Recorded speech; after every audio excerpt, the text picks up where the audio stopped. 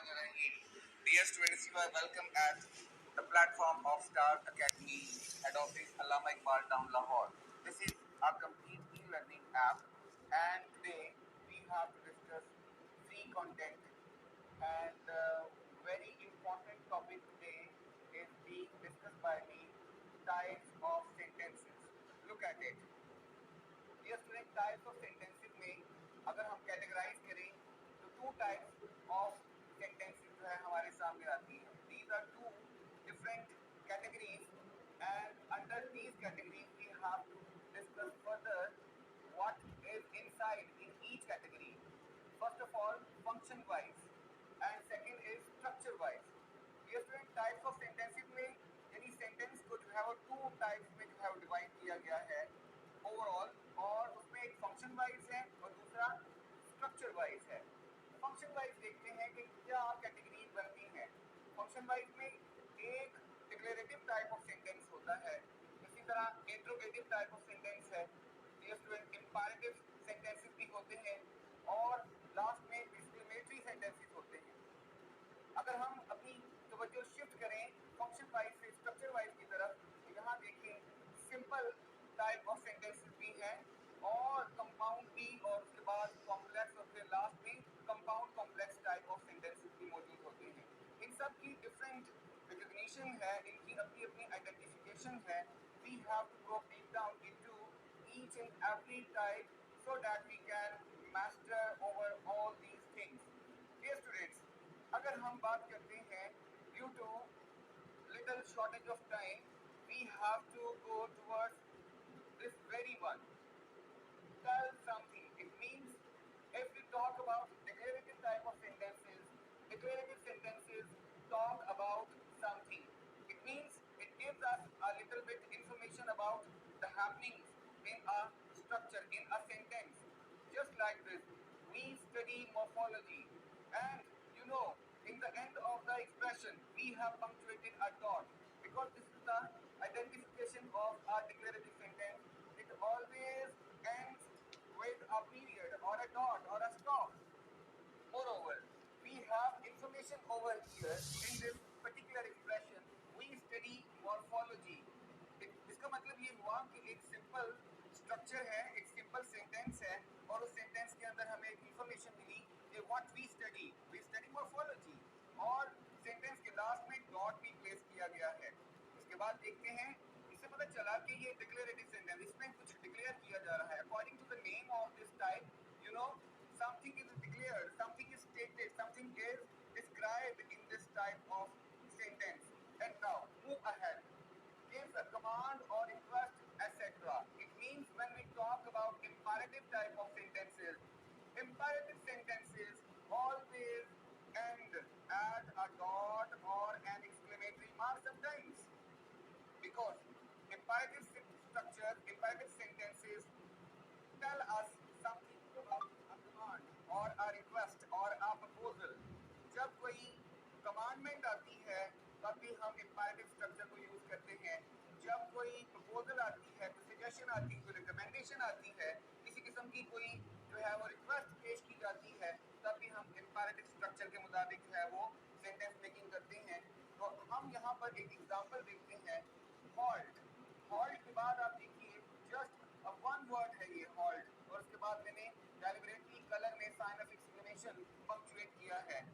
वैसे तो imperative sentence के लास्ट में डॉट भी आता है, ठीक है, लेकिन साइन ऑफ एक्सक्लेमेशन भी आता है तब जब बहुत ज्यादा शदीद किस्म का जो है इंटेंसिव किस्म का ऑर्डर जो है पुट किया गया है. जैसे हॉल्ट, आर्मी में ये टर्म है, ये टर्मिनोलॉजी है कि जब किसी को जो है वो विद क्वाइट स्ट्रेस के साथ जो है वो कोई कमांडमेंट पास की जाती है तो कहा जा सकता है halt. Halt mean now stop, you need not to move here and there, otherwise you will be shot down dead at the spot.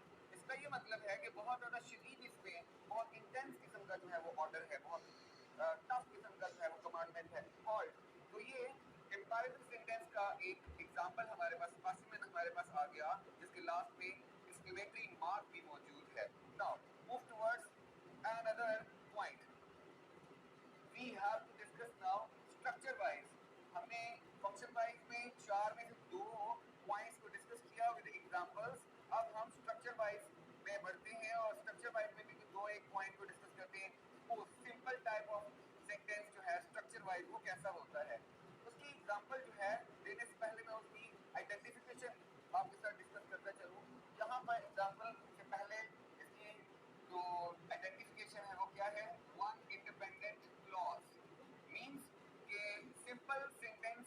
होता है in which there is a single statement and complete sense or meaning, जिसमें पूरी meaning मौजूद हो, independent clause हो, and without which किसी और चीज के बगैर जो है उसको कोई जो है कंप्लीशन की जरूरत ना हो. Mean a statement that gives us a complete sense, that is actually an independent clause.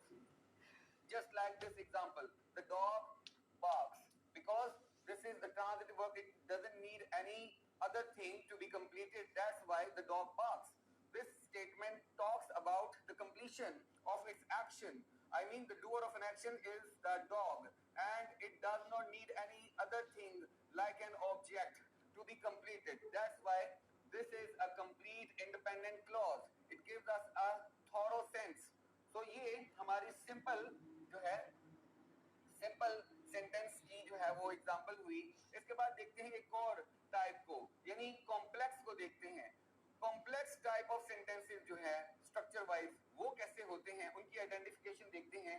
One independent, look, one independent and one or more dependent clauses. It means in complex sentences we have a single independent and one or more than one dependent clauses. Independent clause mean main clause, जिसमें तमाम बात जो है वो मुकम्मल होगी, और dependent clause mean जो अपनी सेंस को थॉरली और कंप्लीटली कन्वे ना कर सकती हो अदर देन किसी और एग्जांपल या किसी और चंक ऑफ स्टेटमेंट के साथ मिलकर. तो हम देखते हैं यहाँ पर स्टेटमेंट है हमारे पास, ये एग्जांपल है बिकॉज. बिकॉज से शुरू हुआ और आपको पता है कि बिकॉज जो है ये एक कंजंक्शन भी है और बिकॉज से स्टेटमेंट शुरू हुई है. Because the soup was too cold, यहाँ तक जो है डियर स्टूडेंट मैं इसको अंडरलाइन करता हूँ. Because the soup was too cold along with comma. ये डिपेंडेंट क्लॉज हो गई, डिपेंडेंट क्लॉज है, बिकॉज से शुरू हुई और ये डिपेंडेंट क्लॉज है और एक ही क्लॉज है. इसके बाद कॉमे के बाद देखते हैं आई want it in the microwave. और अब जो है यहाँ पर जो मैं दूसरी क्लॉज को अंडरलाइन कर रहा हूँ रेड से, ये इंडिपेंडेंट क्लॉज है.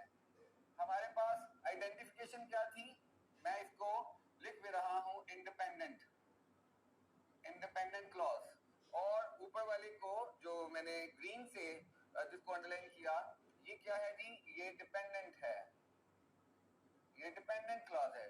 डिपेंडेंट सी है और ये इंडिपेंडेंट सी है.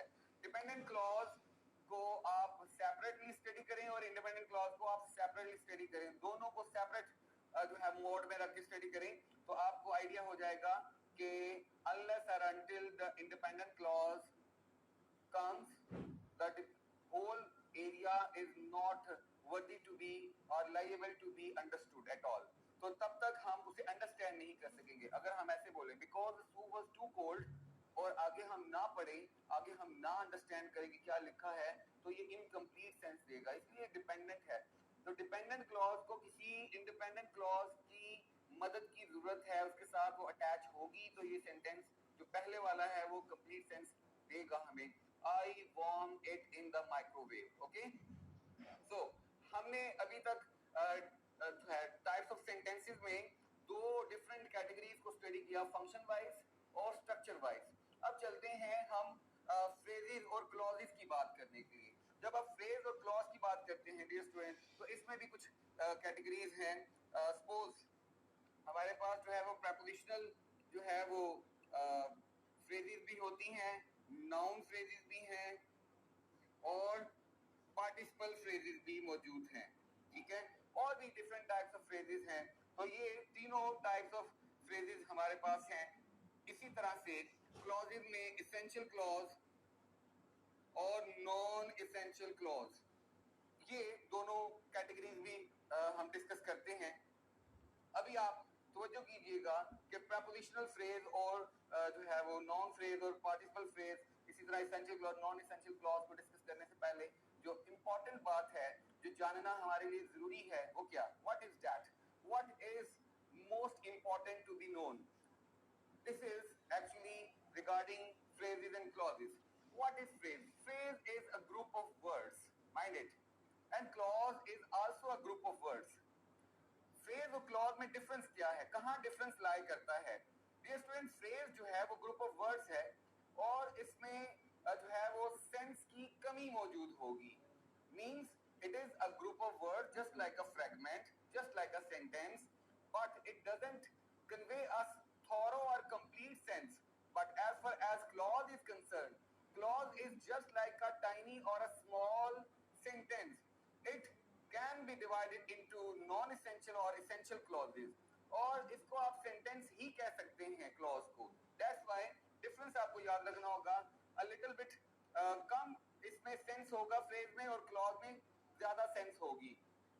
होंगे दोनों ग्रुप ऑफ वर्ड्स. अब चलते हैं हम प्रेपोजिशनल फ्रेज की कोई एग्जांपल शेयर कर लेते हैं. मैं आपके साथ एक प्रेपोजिशनल फ्रेज की एग्जांपल शेयर करता हूं. Look,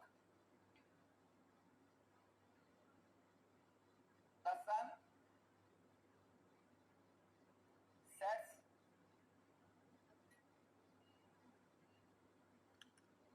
in the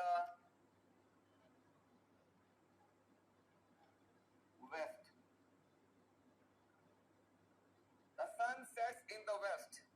Dear student, this is a statement and we have to identify prepositional phrase in that particular expression. And what is that? In the west. In the west is a prepositional phrase.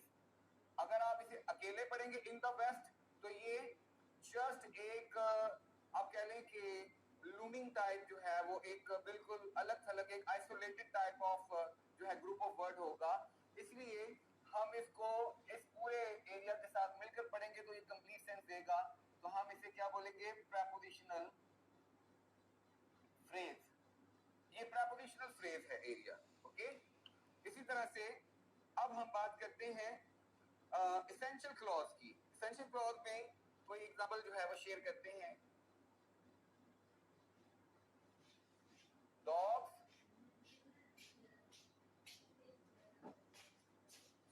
that like cats are very unusual.